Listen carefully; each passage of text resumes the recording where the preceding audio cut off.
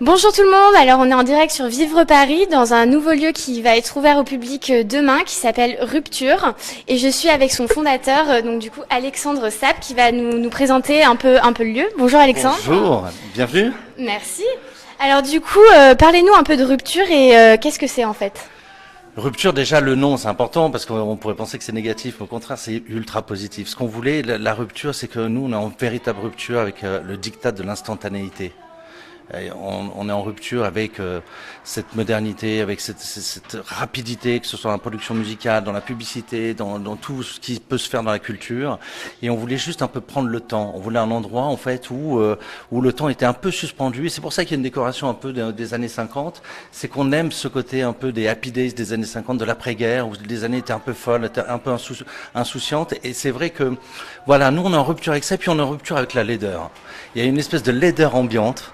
Que ce soit dans les médias, que ce soit dans la culture, que ce soit dans la même, il n'y a plus de carrière aujourd'hui. Si tu regardes un petit peu, il n'y a plus grand chose.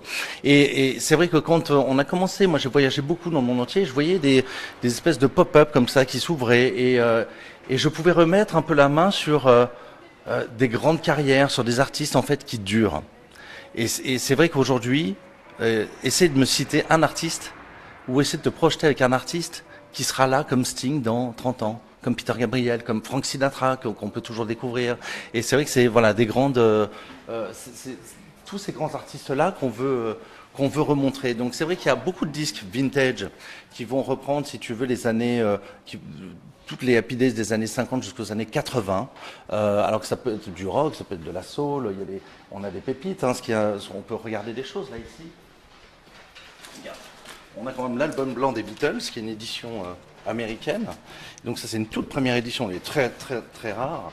Et ce qui est assez marrant, et une des raisons pour lesquelles on a voulu l'acheter, c'est que et c'est très rare aujourd'hui, c'est quand même un album blanc des Beatles et qui est littéralement neuf. Et alors ce que j'aime aussi, c'est que il y a des pochettes extraordinaires. Tu regardes les pochettes de Frank Zappa, si tu regardes ce qu'on a pu faire aussi. Jeanne Moreau. C'est quand même une pochette extraordinaire. Et on s'attache aussi à ça, c'est-à-dire aux beaux objets. On s'attache aux beaux objets, on s'attache voilà, à ces belles couvertures. Donc on s'interdit rien. Hein, ça peut être. Alors, il y a des sélections de livres. Parce qu'il y a des livres qui sont importants pour nous. Il y avait un magazine new-yorkais qui s'appelait Avant-Garde, qui date des années 70. Et c'était une pochette que j'adorais et ça représente un petit peu aussi toutes les valeurs et même l'imagerie de Rupture. On l'a utilisée après même en visuel, cette couverture, parce qu'elle montre en fait que voilà, il faut être à l'avant-garde, il faut essayer de se sortir un peu de ce qu'on a l'habitude de voir et tout ce qui est tellement commercial et tellement laid. Donc voilà, on est vraiment en train d'essayer de montrer les choses qu'on aime. Un disque très important, qui est peut-être celui qu'il faut avoir dans une vie, c'est le Love Supreme de John Coltrane.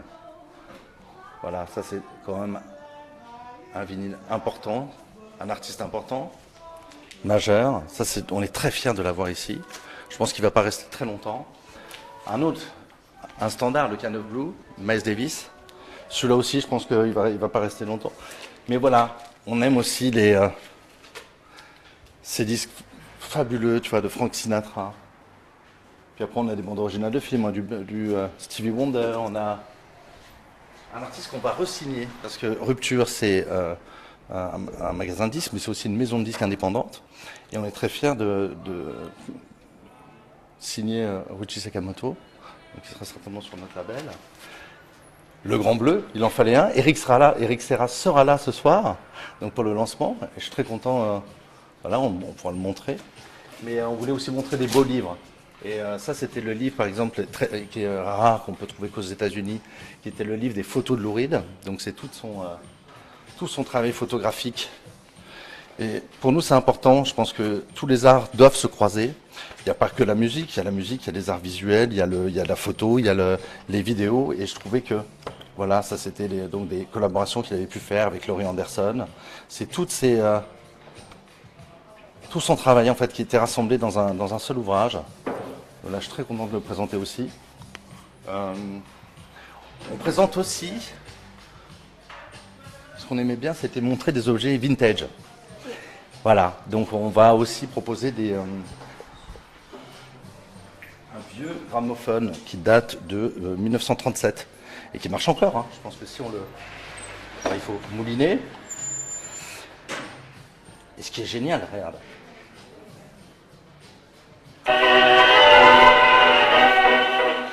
Et il marche tout seul, c'est-à-dire que... Hein, alors c'est des vieux 78 tours. Voilà. C'est génial que ça puisse marcher comme ça encore à notre époque. Exactement, et c'est toujours l'amour du bel objet. C'est de l'intemporel en fait. C'est de l'intemporel, c'est ce qu'on appelle les timeless classiques. Alors il faut les remonter de temps en temps, tu vois. Mais voilà, ça c'est des beaux objets, c'est des objets rares qu'on va aussi proposer. Tu peux retrouver... Ça c'est un petit clin d'œil. Le disque d'or des Buggles, qui était le premier, donc Video Kill the Radio Star, c'était le premier clip, évidemment, qui était proposé sur MTV. Donc je trouvais que c'était pas mal d'avoir un petit clin d'œil comme ça. Donc si vous voulez acheter le disque d'or des Buggles et le mettre dans vos toilettes, c'est plutôt cool. Je trouve ça assez chic. On reparlera après de Pierre Terrasson, qu'on a invité pour faire notre première exposition ici, parce que c'est aussi un lieu d'exposition, un lieu de rencontre. On voulait que ce soit, il y a plein de petites banquettes autour, on va faire des signatures, on va faire des petits showcases, on va pouvoir faire des lectures, même on voudrait faire des choses qui vont être transmises en live. Donc je vous parlerai après plus tard, et puis même avec Pierre, on pourra parler un petit peu de l'exposition, mais voilà, c'est un lieu de vie, c'est un lieu de rencontre. Hein. Toute la journée, c'est ouvert toute la journée. On peut y boire un jus, on peut manger des pâtisseries sans gluten. Donc voilà, c'est vraiment un endroit où on prend le temps. Il y a donc pas mal de goodies, hein, un petit import japonais qui est assez marrant. Là, ici, si tu regardes, hop, ça c'est ce qu'on appelle un vinyle killer. Donc c'est un petit camion que tu poses sur ton vinyle. D'accord. Et qui joue tout seul le vinyle. Donc voilà, on pourra peut-être l'essayer après tout à l'heure. Voilà. Là, si tu veux, ce qu'on peut faire avec des vinyles aussi, on peut faire aussi des plats. C'est très cool. Voilà. Nous, on aime nos copains de chez Kitsune, donc évidemment, voilà, on travaille aussi avec nos amis de chez Kitsune. On représente aussi pas mal de labels indépendants. En nouveauté, il n'y a pas que des vintage. Ce qu'on va vendre aussi, c'est essentiellement en nouveauté, on va vendre que les disques des labels indépendants français. Donc on pourra retrouver Tricatel, tous les disques de Bertrand Buriala, de Chassol, il y a tout Kitsune évidemment, et puis beaucoup du catalogue de chez Pias. Okay. Et j'ai une question, pourquoi avoir choisi le support vinyle? Parce que c'est un timeless classique, parce que le son est meilleur.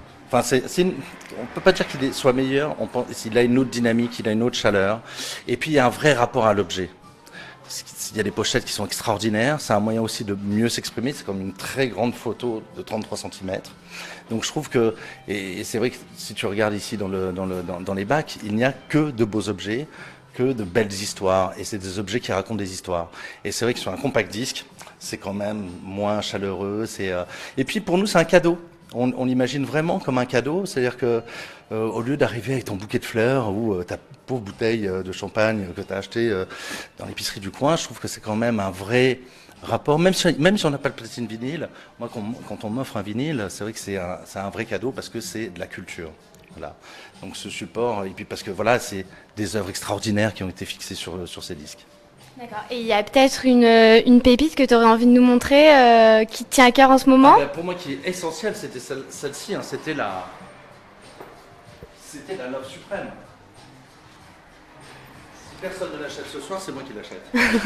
Voilà, parce que c'est un must-have. C'est juste un des meilleurs disques de tous les temps. Voilà, si on n'a pas ce disque de John Coltrane, qui en plus de ça a une vraie dynamique, l'enregistrement est extraordinaire. C'est un disque qui respire. Parce qu'il a été enregistré d'une seule prise dans les studios mythiques et ils ont été imaginés, si tu veux, pour ce type de support. Donc quand on écoute un John Coltrane comme celui-là, ou celui-là aussi, si tu écoutes Keith Jarrett, tu vois, souvent les disques de jazz ont été imaginés aussi parce que c'était le support principal. Donc c'est des meilleurs enregistrements. On a, si tu veux faire un super cadeau, hein, pour 300 €, tu peux avoir toute la collection de John Coltrane. Tu as 12 albums, dont des grands standards. Hein, tu vois, tu as quand même le My Favorite Things, qui est aussi une des légendes de John Coltrane. Donc ça, c'est quand même, ça c'est un de mes coups de cœur. Il y a tous les Sinatra, on a beaucoup de crooners, parce qu'on trouve que c'était aussi une belle époque. Il y a les Stevie Wonder, évidemment. Si t'as pas ton Stevie, surtout que il y a ça, 2 petits robots qui sont en train de travailler avec ce garçon. Et c'est beaucoup de rééditions, vous avez des premières presses aussi? Ah, c'est que de la réédition. Non, c'est que des premières presses, il n'y a pas de réédition. Ce ne sont que des premiers tirages. Ce ne sont que des premiers tirages. C'est pour ça que c'est des disques qui ont beaucoup de valeur, parce qu'en fait, c'est les premières éditions. On fait pas de repressage. On a juste notre bac ici de nouveautés pour les nouveaux talents et pour les labels indépendants voilà, qu'on kiffe. Mais après, tout ce que tu vois ici, c'est que des premiers tirages. Et du coup, c'est des pépites. Ça part des années 50 jusqu'aux années 80. C'est-à-dire que quand le compact disque est arrivé en 84, donc c'est à ce moment-là que le support c'est un peu éteint, mais c'est vrai que tous les grands enregistrements voilà, sont jusqu'en 84. Donc là, tu as à peu près tous les styles. Tu as un peu de world, tu as un petit peu de classique. On voulait vraiment se concentrer sur tout ce qui a fait la musique populaire et tout ce qui a fait d'une certaine manière, ce qui a créé aussi l'industrie du disque. Voilà. Et je pense qu'après, quand elle est passée au compact disque, c'est un peu fourvoyé, mais c'est vrai que ça, revisiter tous ces classiques-là, ça permet aussi de se refaire une grosse base de culture musicale. Voilà. Bah, merci. Je propose qu'on aille rejoindre Pierre Tesson. Terrasson. Un petit peu ce qu'on a pu. Pour qu'il nous explique un peu son bar. Viens avec nous, regarde. Alors, voilà. Je vous présente Pierre Terrasson, qui est un photographe mythique de musique des années 80-90, on peut dire. Alors, je vois que vous avez photographié de grandes stars de la musique comme David Bowie, Serge Gainsbourg ou encore Mick Jagger. Vous pouvez m'expliquer un peu votre parcours ? C'est un peu long, hein, mais ah oui, non, il faut pas que j'y touche, d'accord.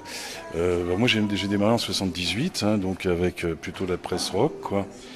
J'ai fait beaucoup de presse musicale pendant les années 80, quoi, comme Rock et Folk, Best, Rock en Stock, enfin, etc.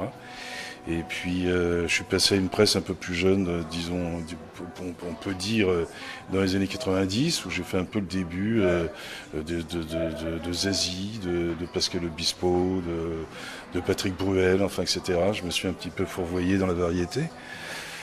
But sympathique, et puis voilà quoi. J'ai fait du rap aussi, enfin j'ai fait à peu près toutes les sortes de musique qui puissent exister, du rap au boys band, enfin j'ai fait beaucoup de choses parce que j'ai vraiment je suis photographe quoi, j'ai vraiment vécu à travers la photo. Donc je me suis pas arrêté à un moment donné, enfin j'ai toujours été en activité. Et c'est vrai que là, depuis quelques années, je suis plus intéressé par des expositions, des installations, voilà, enfin comme comme accrocher des images dans un lieu. Je suis toujours dans des lieux un peu atypiques. Enfin je sais pas, c'est un peu, ça se passe comme ça quoi. Là, j'étais à Marseille dans des voûtes qui faisaient 10 mètres de haut, avant en Suisse. Enfin, je suis toujours un peu en mouvement et voilà. Donc là, on s'est retrouvés un petit peu par hasard ici avec Alex et puis Stéphane, des gens que j'ai côtoyés quand j'étais plus en activité au niveau des majors, des maisons de disques, enfin, etc. Et donc ils m'ont proposé de participer un peu participer à ce projet quoi. Ça vous tenait à cœur de participer à ce projet? J'ai dit non parce que je dis toujours non au début quoi. Enfin c'est un peu une philosophie.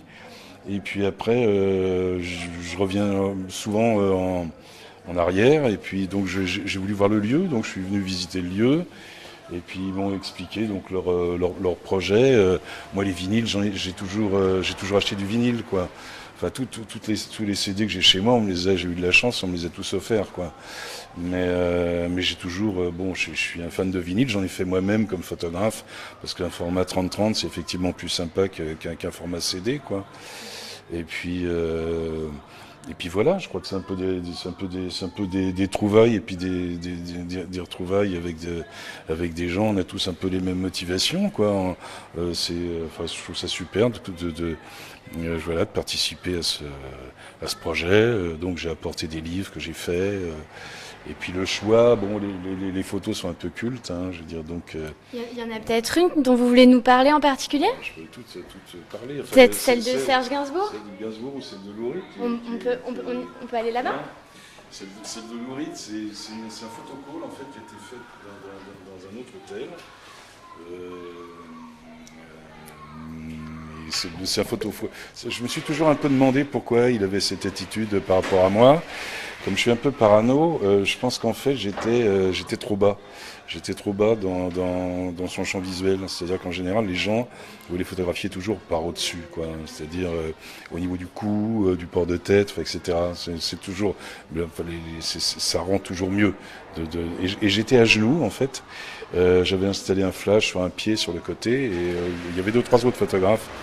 Et à mon avis, il m'a fait lever parce qu'il préférait que je le photographie plus du dessus, quoi. Donc ça a été sa petite action du moment, parce que c'était quand même quelqu'un d'assez, enfin, qui avait pas un humour, enfin il avait son humour qui lui était propre même. Et vous pouvez peut-être me parler de votre rencontre avec Gainsbourg, qui est quand même un personnage mythique, mythique français. Gainsbourg, je l'ai côtoyé la première fois en 78 ou 79, je crois. 78 au Palace, dans sa période reggae avec les musiciens de Peter Tosh. J'ai fait les photos à l'époque des répétitions. Et puis après, je l'ai surtout vraiment photographié en studio en 84 avec une série de photos qui est pas là, mais qui est assez connue, qui est avec un vieil appareil Nikon. Enfin, c'est la photo la plus piratée après celle du Che. Je rigole qu'à moitié, hein, je suis très sérieux. Ouais. Enfin, des fois j'ai un peu les nerfs, ça me prend, quoi. Et bon, c'est une série donc que j'ai fait parce que j'assistais un photographe qui s'appelait hélas Jean-Yves Legras, qui était le photographe de Best, qui était un photographe de rock salarié. Il y en a eu qu'un, je pense, à ma connaissance. Il est décédé et je faisais un peu ces fins de série dans mon studio. Enfin, c'est-à-dire que je lui faisais la lumière et tout, et puis à la fin je veux dire au bout de 2-3 heures, quand il avait fait ce qu'il avait à faire, il disait ah ben tiens, il y a mon assistant là, il ferait bien quelques photos comme ça, et parce qu'il fait plutôt le noir et blanc, en fait. Je faisais le noir et blanc, la couleur. Enfin, j'en profitais, quoi. C'est comme ça que j'ai fait aussi des photos de Jagger, je veux dire de Gainsbourg, mais aussi de Charlie Couture, d'Indochine, etc.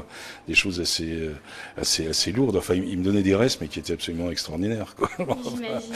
Voilà. Et donc, après, on s'est côtoyés jusqu'en 91, avec Serge, jusqu'à son décès, quoi.